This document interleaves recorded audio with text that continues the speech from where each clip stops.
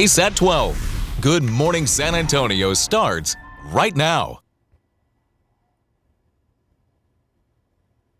Oh, good morning. Hi. Hello. It is right now, Tuesday, March the 25th. Sorry, we're trying to figure out when the show was going to start. Yes. We're getting started right now. Thanks for joining us on this Tuesday morning. We hope you had a good Monday. And so far, we are expecting a lot of rain. Yeah. Later in the week, that's what we wanted. But for now, it's pretty nice outside. It is. Let's look outside with live cam. Going on live cam. Justin, I'm telling you, man, I am looking forward to the raindrops. I am too. Everything's just moving a little slow this morning. I was just like, what happened? I Tuesday. didn't get a cue. Listen, Tuesdays are tough. There's just no two ways around it, but we're happy you're with us this morning. And yes, we are looking forward to some rain. It is in the forecast, and that is what is fantastic because we've just been in a drought for so very long. We can certainly use the rain. Today is not going to be rainy. It will be mostly clear and warm. We're expecting high temperatures into the low 90s, so it'll feel kind of summer-like today. But this is the warmest day in our extended forecast. Most places will be in the 90s. But look at the rain chances where they go next couple days. By tomorrow, we bring rain chances up to 30%. But once the sun goes down Wednesday night, rain chances really jump up. 60% chance, 80% chance on Thursday, probably our best odds, even going into Thursday night. So this is kind of an extended period where we could see some showers and storms. This is the rainfall potential we think at the moment. San Antonio, maybe on the order of 1 to 2 inches. As you get closer to the coast, we could see some big-time rainfall totals down there. Now, unfortunately, for parts of the hill country, a little lower numbers, but I'm hoping that everybody at least gets something. We're going to time this out. We've got some new model runs coming in. We'll show it to you hour by hour coming up here in just a couple minutes, guys. Thank you, Justin. Let's look out there with TransGuide this morning, see how our camera shots are looking. Still a problem here. We were telling you this on GMSA Plus, an accident off of I-37. This has been holding up the area for quite a while, so if you can avoid that area off of I-37. The other camera shots seem to be okay, and looking at my TxDOT website here, also be aware of a crash off of Northwest Military and Loop 1604 at this time. Well, you may have heard about real IDs by now. We've been talking about them all morning, but just to refresh your memory, by May 7th, all Texas-issued driver's licenses and identification cards must be real ID compliant to fly domestically and in the U.S. and access federal facilities. So the deadline for a new requirement involving identification in Texas fast approaching, and it could impact your summer travel plans. Today, officials over at the San Antonio International Airport holding a press conference to talk about these real IDs and the deadline for them. Because, again, here's the thing. If your driver's license is not a real ID compliant, you will need another form of approved identification, such as a passport to board their flight or enter a secure federal facility or military base. Now to the burning question, which is, how can you tell if your ID is the real ID? Check the upper right corner of your driver's license or identification card, and if there's a small star in the upper right corner, congratulations, the license meets the federal regulations and is a real ID. Well, a story about John Sylvester, one of 3 San Antonio police officers recently accused of criminal wrongdoing in New Braunfels.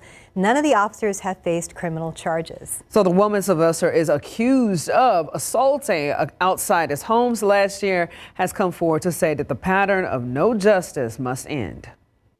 SAPD discipline records state Sylvester took her phone and purse, pulled her from the vehicle, then eventually slammed her to the ground. New Braunfels police arrived to the scene to find Sylvester sitting on top of Maria. Sylvester's ex-wife even joined the fray, and at one point, according to Maria, kicked her while they struggled over Maria's purse. Maria suffered bruises, scratch marks, and said it was difficult to walk for several days. New Braunfels police separated all sides, then met with Maria near a neighboring school to take photos of her injuries and to get her statement. Last summer, SAPD gave Sylvester a contemplated indefinite suspension for the altercation, later shortened to 45 days. But the criminal case went nowhere. Guadalupe County Attorney Dave Wilborn told KSAT in a written statement charges were declined by his office in July, since there was insufficient evidence to prove Sylvester and his ex-wife assaulted Maria, or that her property was stolen for an extended period of time.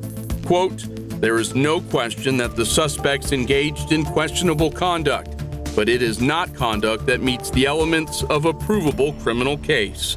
Sylvester is among 3 San Antonio police officers the department considered firing after they were accused of criminal wrongdoing in New Braunfels in separate events over an 11-month period. 3 officers, no criminal charges. Officer Jeremiah Duque Jr. was fired months after New Braunfels police responded to a home for reports of a highly intoxicated Duque groping a woman's breast, repeatedly trying to punch a man who called him out for the inappropriate touching. Duque, according to discipline records, punched through a window and ripped a curtain while trying to force his way back into the house after being kicked out. After he was taken to a hospital, Duque directed profanity at their staff. Despite the off-duty officer being listed as a suspect for indecent assault and criminal mischief, Duque was not booked. A New Braunfels police officer even wrote he would have arrested Duque for public intoxication had he not been hospitalized. A contemplated indefinite suspension for Officer Alexander Mena was shortened to 45 days in late October after he signed a last-chance agreement to stay on the force. Discipline records show Mena consumed up to 13 alcoholic drinks while out on the town in New Braunfels last June. NBPD was then called to his apartment and received reports he was walking around the complex's parking lot with a gun in his hand. While a New Braunfels police officer tried to resolve a dispute between Mena and his ex-girlfriend, Mena told him, quote, "I'm not talking to you." NBPD declined to charge Mena after determining no physical disturbance had taken place. Well, Dylan Collier tracks officer discipline for KSAT Investigates and join us now live. So Dylan, regarding that assault incident, why did the criminal case fall apart? Well, the Guadalupe County attorney told us there was insufficient evidence to file charges against Sylvester or his ex-wife, but it is important to note Maria, who we heard from in the story, had visible injuries and cooperated with New Braunfels police.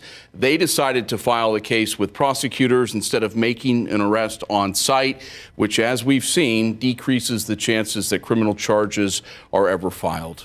Well, what was Maria's reaction when she found out no one would be charged in the case? She said it was like a punch in the gut and that she felt like she had been assaulted all over again. It took her a year to be able to talk about this altercation publicly.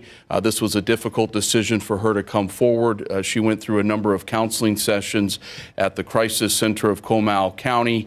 This was something that was hard for her to speak about. She thought it was important in large part because the criminal case against Sylvester and his ex-wife went absolutely nowhere.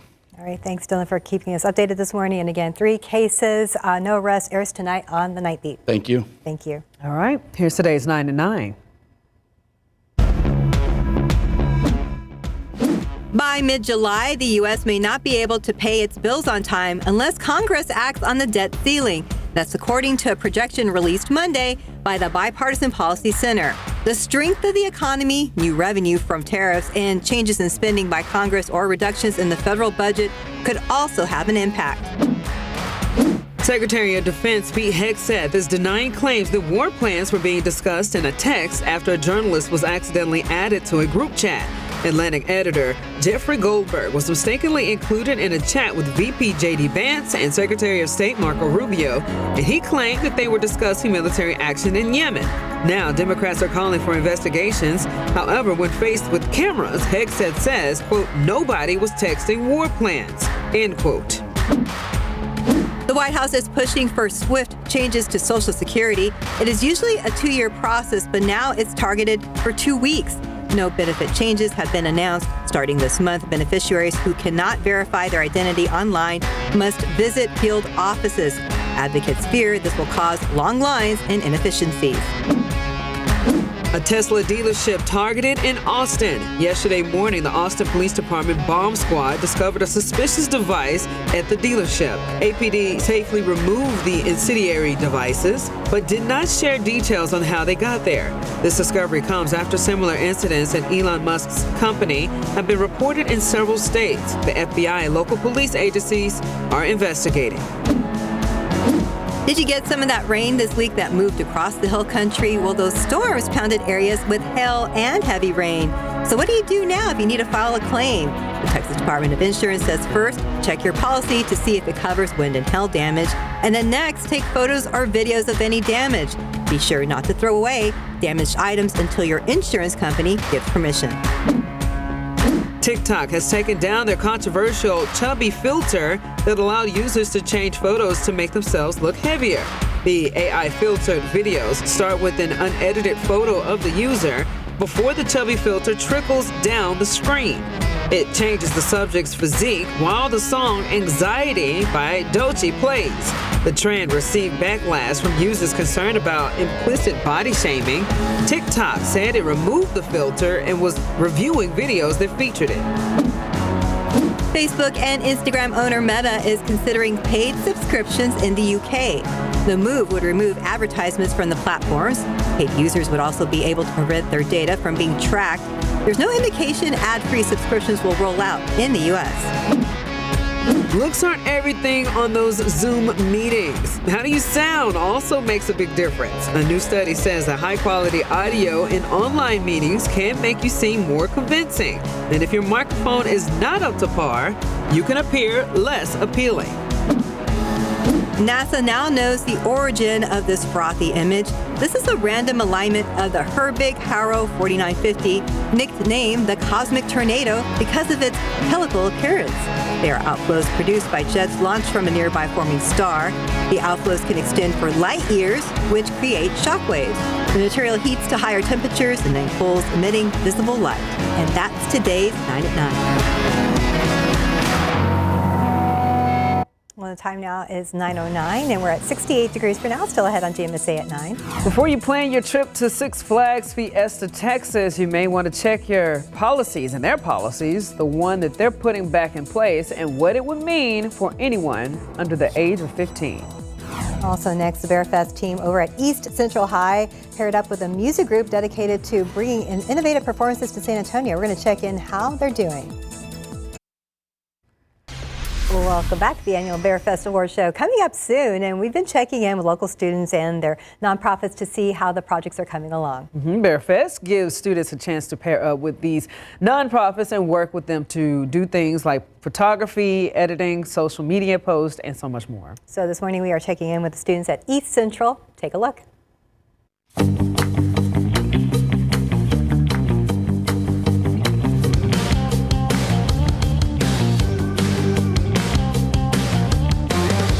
I'm Ileana Baltimore. I'm Catherine Nguyen. I'm Hector Rodriguez. My name's Megan Chapko. I think Bear Fest is an important opportunity. Student filmmakers are much more capable than people think they are. It especially allows a lot of students to tap into their talent. It allows them to showcase like a lot of their capabilities that maybe they didn't even know they had. When I see my song getting played in the background of a video, you start to think like, who's writing the music for like the backgrounds of movies? This opportunity really has like broadened my horizons.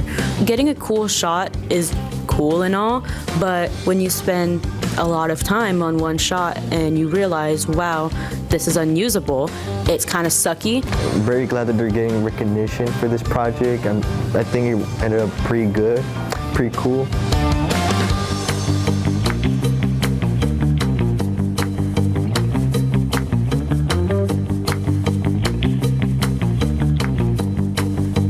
Thank you to the students at East Central ISD for putting this together for us. Dozens of teams of students are looking forward to this awards show, and they did a lot of hard work, so Yes, good job, they did. guys. Some smart kids. Yes. Absolutely. Yes. We got a smart man running our weather department. Yes, we do. Oh, some days I wonder, Jeff. Oh, sure. That's a beautiful picture right Lack there. of sleep can make you not so smart sometimes. But listen, yes, this is a beautiful picture. This is out of Bernie, and this was the sunrise over Camp Bullis this morning. A little bit of haze in the sky. We had a little bit of fog off in the distance, a little bit of humidity trying to move in, but that's well done. Boy, you know, you're going for your morning run, you see that. That'll put you in a good mood. At least I think so. Maybe, I don't know if you're running, maybe not.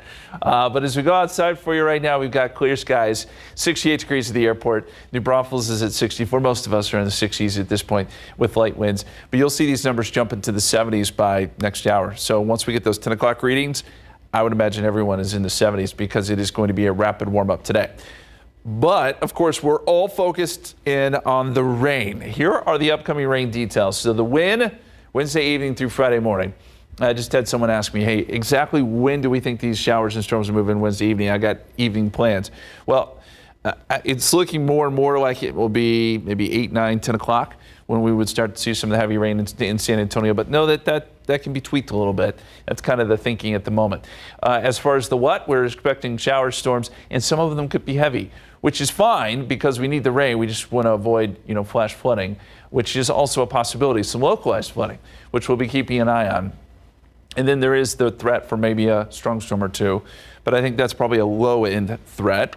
The bigger problem, and actually it's not really a problem, is just going to be that we could see some heavy rain. And as long as it doesn't come all at once, we'll be fine. Futurecast shows that we've got some showers and storms starting to develop as early as 5 p.m. Now, I think this model in particular is a little quick with the rain. That's why I'm saying 7, 8 o'clock. But it gets the general idea across. Some of these showers and storms roll through, and then by 10 o'clock, midnight on Wednesday, we're seeing that heavier rain starting to shift in and around San Antonio. Could there still be rain around for the morning commute on Thursday? Absolutely. So that's something you may want to plan for. And you'll need the umbrella most of the day Thursday. Now, it's not going to rain all day because the nature of these kind of systems is we get an area of rain coming through, the atmosphere gets kind of worked over. You got to let it resettle some, and then we may get another round going into Thursday evening. And it may not time out exactly like that, but again, this kind of gives you the general idea. These models, on a small grid, these models aren't always perfect, but we do expect that rain chances will be really pretty good as we get into Thursday. So we start to bring the rain chances up Wednesday night especially, once the sun goes down, 60%, 80% Thursday, 60% Thursday night, and then Friday, we're still carrying a 30% chance Friday morning. So the time frame here is pretty long. This is a slow-moving system. When it comes to the rainfall potential, we're still thinking 1 to 2 inches here in San Antonio with a higher bullseye down there along the coast. I say 3 inches plus. It's probably going to be more on the order of 4 to 5 inches if we continue on the track that we're going here. Now, notice there's kind of a hard line here between where we get some good heavy rain and maybe not so much, which is not great news for the Edwards Plateau and Hill Country. But this still could change a little bit. I still think everyone gets rain. It's just going to be a matter of how much. If we could get over an inch in San Antonio, that would be the first time we've seen that in a long, long time. We talked about the severe weather risk. Storm Prediction Center does have us underneath on a scale of 1 to 5, a 1. So it's a low end risk, but there could be some gusty winds with some of these stronger storms. And we can't completely rule out hail. It's just that we don't expect a lot of large hail or massive storms, things like that. Our forecast today, 80 degrees noontime. We're up to 91 today. It's going to be a toasty Tuesday. Look for temperatures to slip back down into the 80s tonight, 83 at 8 p.m., 80 at 9 p.m. In the extended forecast, 82 Wednesday, we start to bring those temperatures down because you get the clouds and rain involved, and that tends to drag temperatures down into the 80s and 70s, 73 Thursday, 77 Friday. We do get some clearing, though, Saturday and Sunday. And in fact, we could see some dry air punching in on Sunday, which would really elevate our temperatures before we get a front through, and that cools us back down into the 70s Monday. With that front Sunday into Monday, we don't expect rain. So it's going to be this midweek through end of the work week time frame that we're most excited about. And it could contribute to our grass growing and things greening up, which is great. That is good news. Good news, absolutely. Good news for our friends at SA Live. They were outside yesterday. At least there was no rain for you guys yesterday. What was that? I'm sorry, I missed that. When you were outside with the dinosaurs? Oh, yes. That was amazing, by the way. Yeah, they were very realistic looking, those dinos. Oh, yeah, they were. The blinking. And, I mean, they were real. They were real. We had dinosaurs here yesterday. That was the wild part of it, And Jada went missing. That was crazy. Jada went missing. They said they had been fed. Yes. But I don't know. We still can't find her. We'll bring it back to today now. So our question today, we found this restaurant in Staten Island when we were on the Instagram just scrolling, and they have grandmas take over the kitchen. I don't know if you guys have seen this, but they take over the kitchen every day from around the world, different grandmas. So, and they share their different recipes to share cultures. Got us thinking, what would be your grandma's recipes menu that she would, if she took over the kitchen? Do you guys have something that you can share? What's the signature dish?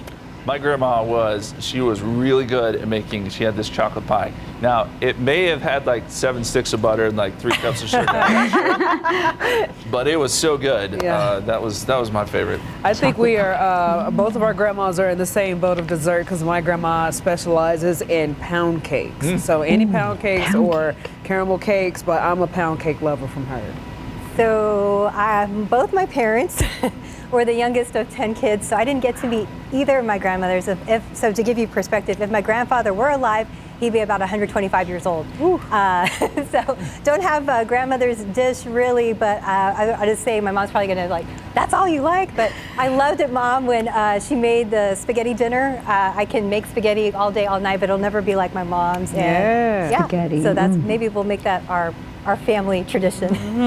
Y'all are making me hungry. Yeah. I know. Let's line those up. Sounds amazing. Well, you can weigh into our viewers. Just scan the QR code and share what your grandmother's signature dishes are. We'll share ours later in the show. Look forward to it. Welcome back. It's 9:25. Well, if you're planning on attending Six Flags Fiesta Texas, you might want to listen up because it's bringing back its chaperone policy. So meaning all guests 15 and younger must be accompanied by a chaperone who is at least 21 years old after 4 p.m. Chaperones must show valid ID and can only accompany up to 10 young guests. The park says that this policy is in response to increasing incidents of unruly behavior and say that they are aiming to maintain a safe and family-friendly environment. Policy now in effect, including research being done right there in San Antonio to use ecstasy to treat PTSD, how the study would be different from similar ones that came before. And still ahead, we're going to check in with the students at Harlandale High School to see how their projects are coming along through for Bear Fest and their nonprofit that Bear Fest is working with. And our law and local profit students pair up to meet those media assets. You have heard us mention it earlier, and RJ will tell us how Harlandale students and their nonprofit SA Dance are doing. Well, welcome back. It's 9:30. Well, police say a man set an apartment on fire, trapping a woman inside and running away. So according to San Antonio police, the man and woman were fighting inside their apartment, and the man then beat her up, lit the fire, locked her inside, and left. So this all happened just after 10:30 last night on Eisenhower and the northeast side of town. The woman jumped out of the window, and at least one other person jumped from a balcony to get away from that fire. And again, according to the San Antonio Fire Department, 4 people who lived in that complex were treated for injuries and taken to the hospital. A firefighter did also suffer some burns. Now, the man is in custody, facing at minimum charges of arson, but the investigation is still ongoing. Multiple units were affected by that fire with extensive damage done to the second floor. Apartment management will work to relocate the displaced residents there, and Arson Division is currently investigating the cause of the fire. Using ecstasy to help treat active duty military members for PTSD, that's being studied right now. Well, the research was requested by the Department of Defense, and the team just selected to make it happen is right here in San Antonio. So the lead doctor and the veterans who support the idea tell our Courtney Friedman what a big deal this is. I was an Army Cav Scout from 2002 to 2007. After 2 deployments to Iraq, Paul Fowler came back with severe PTSD. The memories of the events and the woulda, coulda, shoulda kind of thoughts and beliefs, I mean, that was like just a constant. He finally tried PTSD therapies and trials that helped him so much. He's now a consultant for Strong Star, a program through UT Health San Antonio that researches military mental health. It's also the program that will soon lead a study on how MDMA, also known as ecstasy, could help active duty military members with PTSD. MDMA has been used in trials before and shown success, but this study would be more robust, specifically requested by Congress. The hope is that we can treat active duty military to the point where they're actually in remission and they can stay on active duty. Strong Star director and retired Air Force veteran Dr. Alan Peterson will lead the study. He plans to add MDMA to a long-time PTSD therapy treatment that requires patients to talk about their trauma. People are, very fearful of their memory, and they've pushed this down and really don't want to focus on it. That's where ecstasy comes in. MDMA stimulates the release of serotonin, which helps regulate your mood. That helps this pituitary gland release oxytocin, which is important for feelings of closeness and communication. So all of this would help a patient open up to a therapist who can then successfully treat them. The therapy will only last for 2 weeks, and on the first day, patients would take their one and only dose of the drug. You give the initial dose at 9 in the morning, and the different activities that happen throughout the day. They'll then do an hour-and-a-half imaginal exposure session. For the next 2 weeks, they will engage in daily therapy sessions, opening up about trauma and developing tools to handle it. Whenever something triggers me or reminds me of things, I have the tools in order to kind of utilize in that situation to keep things calm. A skill Fowler hopes many more people will soon have. Courtney Friedman, KSAT 12 News. Well, the money for the study has been set aside through the Department of Defense, and after finances are finalized, they will be able to start recruiting 75 military members to participate. Live cam, let's check it out, see how we're looking outside, and at last check we were gorgeous, and even now, still beautiful, Justin. Yeah, it does look nice, doesn't it? We got blue skies. We had a little bit of fog earlier that has since dissipated. Now, what is not so nice, and I was worried about this, is that oak has jumped up today. Look at that, moderate, 320. It's almost like right on cue. We were talking about the fact that some of that hail that we got knocked off all the oak leaves, and so now they're starting to bud, and you're starting to see some of that pollen disperse. So know that oak is probably going to be high next couple of days. Now, with that being said, rain does help to kind of knock some of that pollen down, but once we get into the weekend, it feels like oak is going to really start to take off. Molds and elm are both low. And as we look at temperatures right now, we're still in the 60s, so it is rather gorgeous outside. But as I said off the top of the show, by the time we get to 10 o'clock, you're going to see a lot of these numbers jump into the 70s and eventually 80s. So we've talked a lot about the rain that is headed our way next few days. Some of the weather threats, what can you expect? Well, large hail is actually not likely. We could see a couple strong storms, but like the hail we got in Kerrville the other night is not anticipated. Flooding is possible, though. It's going to be localized, but if we get some heavy rain in spots, we could see some of that. And thunder and lightning are a sure thing because we will get thunderstorms, and that's going to help contribute to some of those better rainfall totals. Coming up, we'll take another look at some of these model runs and show you what they're seeing as far as that rain is concerned. Guys. Thank you, Justin. Let's look out there with TransGuide. Looking first at that camera shot off of I-37. The crash that was there earlier this morning has now cleared and things are moving again. And according to the TxDOT website, not on your screen, but if you're traveling I-10 at La Cantera Parkway eastbound, be aware there's a minor crash over there. So just be aware if you are traveling in that area.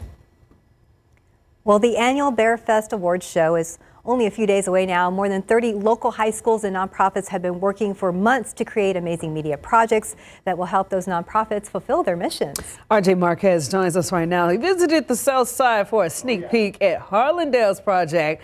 And again, he's here to tell us all about it. Good morning, RJ. Okay, guys. Yeah, really excited about this with the Harlandale High School. The Indians out there as they continue to build up their multimedia program. Of course, using BearFest as a way to get some of these students some real life experience. So I said, hey, let's check out the South Side of town. Love my South Side folks to check in with the crew making some video magic for San Antonio Dance.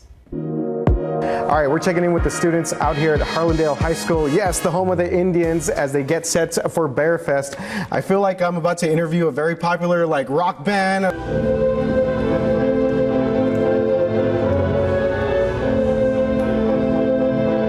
What is it like with doing this for SA Dance? Obviously, this is a very artsy, kind of more cultural thing. How's it been like working with that nonprofit? I'm really excited. You know, I worked really hard to, I guess, put this all together. The main dancers and stuff, they're really nice and really cool and, you know, very inspirational, I would say. What is it that's been your specialty working on this project? On publicity photos, so I took photos of them and I edited them.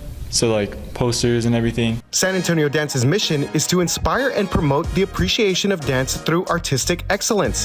The nonprofit gives people the opportunity to take part in dance and promotes cultural awareness. We also got video of them at the Nutcracker as they dance. So seeing that up close in person, just recording it too, really awesome. Cyrus over here. I like the suspenders, man. I gotta say, very good look there. What's it been like, first of all, just kind of working with the rest of the group? It's actually been really amazing to work with them. For me, cameraman, also Kristen as well, and Juan also did audio, and obviously our main editor. This is only the second time that Harlandale High School has been involved in BearFest. We asked the group what inspires them when it comes to media and film. You see videos everywhere now, you know, YouTube, everything, and some people do an amazing job. You also focused on audio though, right? Yeah, so how important do you think that role is? You get to see and hear what's going on in the background, what's going on during the film sessions and everything. So that's what really builds the environment. Kristen told us that his uncle was actually a director of cinematography for the hit show Cobra Kai on Netflix. I like handling the camera, so is camera, acting, everything. Has he met Daniel LaRusso? Yeah, he's like partner. He's like his buddy. Yes. So he's met Johnny Lawrence. Yeah, everyone. All those guys. Yeah. If my my own family can do it, I could probably do it too. What should they expect to see from your all's project working with SA Dance? I would honestly hope they're surprised, which I think they will be. And yeah, I'm really excited for their reactions. Come on! Okay, shout out to the crew there. That was Jose right there in the middle. Cyrus, my guy with the suspenders, looking clean. Kristen, whose, again, uncle was the director of cinematography for Cobra Kai. I thought that was super interesting. Super cool. And then on the back end was Juan, who did the audio and some of the photography for the entire project. So again, the award show, guys, April 2nd at the Tobin Center. So you definitely want to get your popcorn ready. It's going to be great. And I've seen their video, SA Dance. Didn't want to show too much there, but it was pretty impressive there, the way that they shot. These incredible dancers that obviously do great things for the dance community here in San Antonio. Yeah, that was a cool little clip, a little tease that we got to see. Yes, there. absolutely. Wow. Yeah. So doing some good stuff there. Yeah, good job by the team at Harlandale. We look forward to seeing all the projects next week already. There we go. Yeah, next week. It's going down. Yes, it is. Thanks, RJ. 9:40 right now, 68 degrees outside, and you're watching GMSA at 9. Well, still ahead, honoring the women of San Antonio ISD, the legacy they have left behind, and why the Bexar County Historical Commission is looking to pay tribute to 9:43 right now, honoring the women of San Antonio ISD. There are 21 women who have had SAISD schools named after them. Well, in celebration of Women's History Month, the Bexar County Historical Commission is honoring these women. So I want to give you a glimpse at the research behind a traveling exhibit that will share their stories on how they shaped education here in San Antonio. Carvajal Elementary opened in 1949, and the hope of the Bexar County Historical Commission is that when students walk into the school, they will know the history of the woman who it's named after. Esther Perez Carvajal is of the Canary Islander family, the first families who settled the first civil settlement here in San Antonio in 1731. She discovered that there was a need for bilingual education in the schools, which was non-existent at the time. So she began the first Spanish language program in the city of San Antonio. We have a lot of our San Antonio history in here. Dr. Erica Arredondo Haskins has been leading the research on the 21 women who have had SAISD schools named after them and their contributions to early San Antonio and to education. Like Sarah King, who had an elementary school named after her in 1955. So Sarah King was a teacher and principal for many years. She was very well respected. Her father was a mayor of San Antonio for many years, several terms. And then there's Eloise Jaffet Elementary. So Eloise Jaffet was crippled when she contracted polio as a 12-year-old girl. So throughout her adult life, she began to advocate for students who also, were with handicaps or disabilities, and she opened the very first school in 1945 for children with disabilities. How important is it to get these stories to students, to parents, to our community? I just really hope that the students in those particular schools also learn about these women. Every day they walk into a building and it's because of her that they are in there. Stephanie Cerna, KSAT 12 News. Well, Dr. Arredondo Haskins will be presenting her research and her traveling exhibit this Saturday at 3 p.m. at the Central Library. The exhibit is called Legacy of Influence and will be at the Central Library for the next few weeks. And then the organizers hope to take it to local schools. Definitely hope so. It'll be 21 women to share their stories. Oh, yes. Out at the zoo right now, again, 66 degrees outside, or is that 66 or 68? 68 degrees outside. We're warming up out there. At this time, it does feel a little good, though, right? It does. There's, who needs reality TV when you can watch flamingos? Yeah, right? It's very entertaining. Yes, great day to go to the zoo, actually. And we've been saying that last couple of days. If you go first half of today, because the afternoon is going to be pretty toasty. Yeah, we better go now before You're Thursday. right. Yeah, because the rain's going to start to set in as early as Wednesday evening, but Thursday's kind of our day that we expect quite a bit of rain. Let's take a look at the allergy calendar here, which we've pulled out a couple times this year. And I said off the top of the show that oak is jumping up. So we know that oak is in a moderate category today. We are now entering into the peak of oak season. So you're going to start to see the oak leaves fall off. Then you're going to see the pollen really start to kind of take shape, and everything will turn yellow and green. And this does affect people's allergies, so we just want to make you aware. But the peak of oak season occurs in early April. We are almost there. So these trees are right on schedule. They don't fail us. And just know that once oak season starts to wind down in May, we do get a little bit of a break. And you see the Saharan dust there over the summer. I put that in there, but that doesn't mean we get Saharan dust every day. Saharan dust is one of those things that comes in, 1 week, and then you get a couple weeks off, and then maybe there's a little bit more. But I put it in there because it does get to people sometimes. Okay, here's the big picture. We've got an upper level low out over parts of the Pacific. This is our next weather maker. This will be moving in as we get into the next couple of days. It is actually a slow mover. So as it moves across South Texas, because of the slow pace, that gives us a little extra opportunity to add in some rain there, maybe get a little bit more than we would usually see. As we look at Futurecast here, again, this particular model wants to develop activity as early as Wednesday evening around dinner time. Probably a little bit early, but I would say by Wednesday evening for sure, and then maybe 10 p.m., midnight, we are going to see some of this rain here in San Antonio. That could come with pockets of heavy rain. You could see some lightning and thunder. It just depends on kind of where all this sets up. But during the day on Thursday, and by the way, the Thursday morning commute could certainly be a wet one, so plan for that. We may get a break in the action and maybe another round of rain coming in on Thursday. But Thursday has our highest odds. Doesn't mean it's going to rain all day, but there's a really good chance that at least at some point during the day, Thursday, you're going to see some rain. As we look outside for you right now, we've got mostly clear skies, 68 degrees at the airport, 64 in New Braunfels. As promised, these temperatures are warming up quickly. We've got light winds. Everything's either calm or around 5 miles per hour. Winds won't pick up all that much today. 80 degrees noontime. We'll make our way up to 90 by 3 o'clock, and then 91 is your high temperature around 4 or 5 p.m. We do start to see some more high clouds by the afternoon and evening hours, so know that clouds will be on the increase, and they'll really start to kind of fill in as we get into tomorrow. Let's look at the forecast rain totals. Now, I showed you from the Weather Prediction Center earlier kind of their thinking, 1 to 2 inches here in San Antonio. This is one of our computer models. Again, this is not going to be perfect. We're giving you kind of a range here, but maybe 1 to 2 inches across parts of Bexar County, southern parts of Bexar County, maybe a little bit more than that. And the further south you go and the further east you go, the better the numbers will be. Further north and west you go, the lower the rainfall totals will be. So again, it all just depends on where some of that heavier rain sets up. But we need it. We're still 3 inches below average for the year.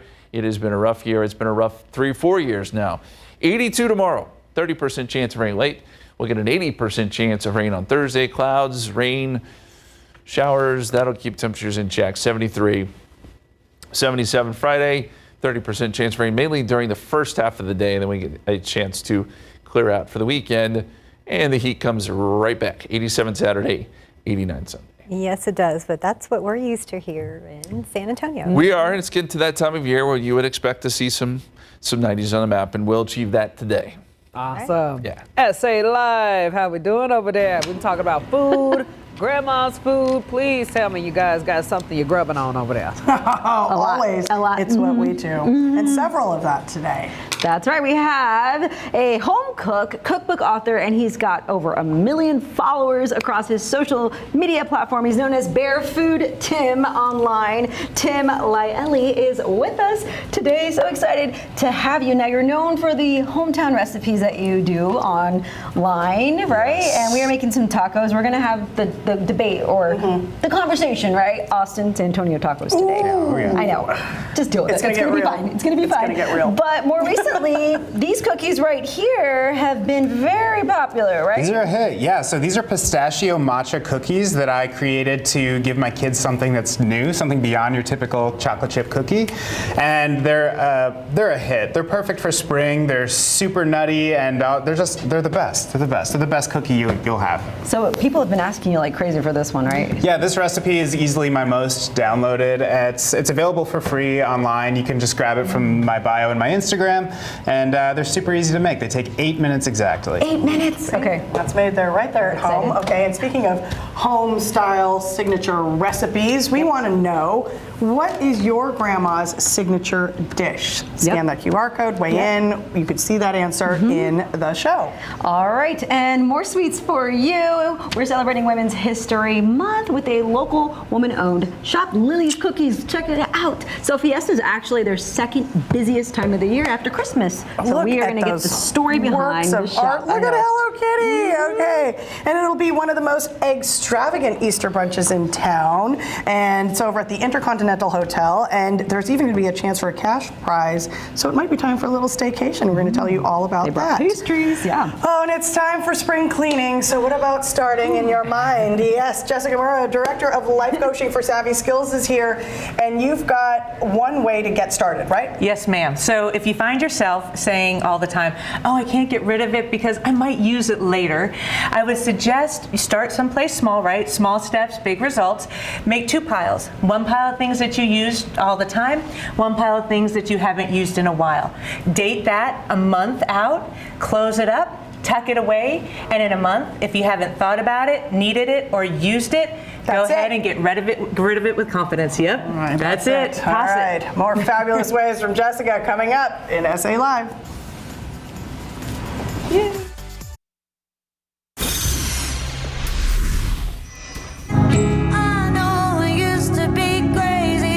That's 'cause I used to be young. Miley Cyrus has announced her 9th studio album, Something Beautiful, will feature 13 new tracks from the pop star and will be released by Columbia Records May 30th. Cyrus recently told Harper's Bazaar that the new album is inspired in part by Pink Floyd's The Wall. Linda Cardellini is headed to Camp Crystal Lake.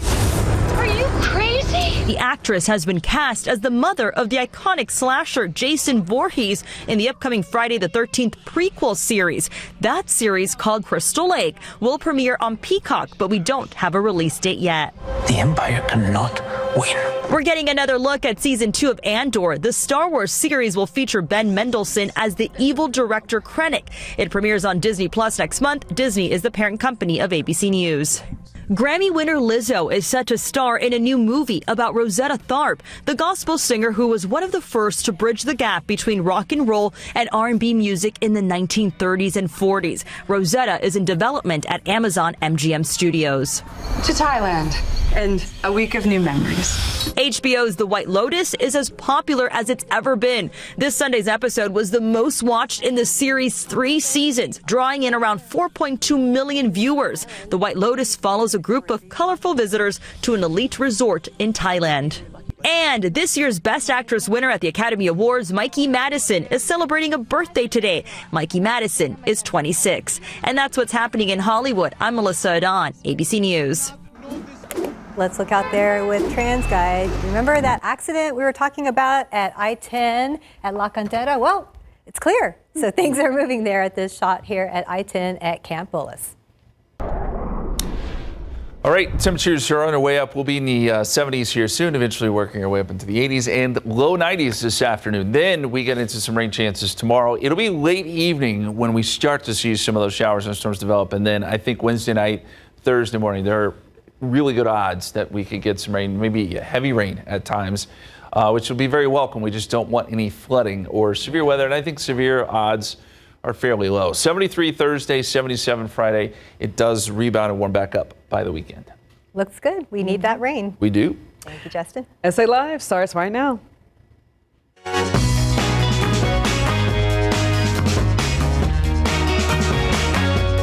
This is SA Live. Oh, let's cooking on this terrific Tuesday? Well, in Staten Island, New York, it's grandmas from all over the world cooking in this restaurant, Inoteca Maria. The concept is nanas of the world taking over the menu each day, and the goal to connect cultures through the universal language of cooking. I love this. Right? So we found this on the This Is How Things Work Instagram account, and it has over 4,000 comments. The restaurant itself does not have an Instagram. No, it doesn't. They're